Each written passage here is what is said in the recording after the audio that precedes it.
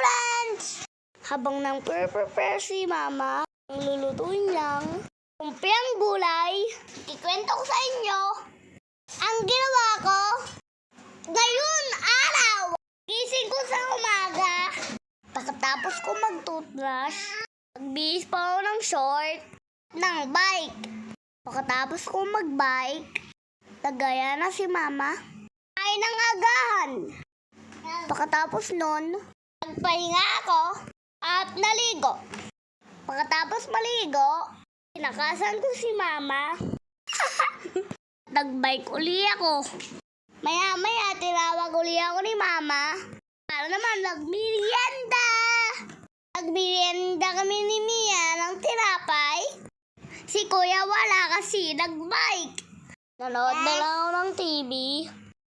Bawal na magbike. Init na sa labas.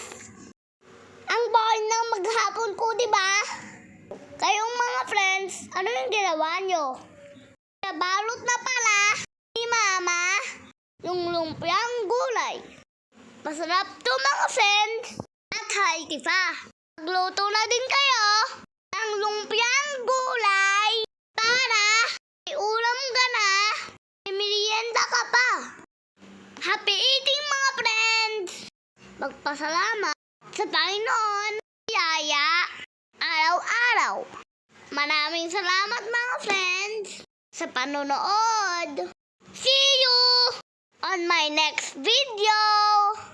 Salamat! Salamat sa suporta!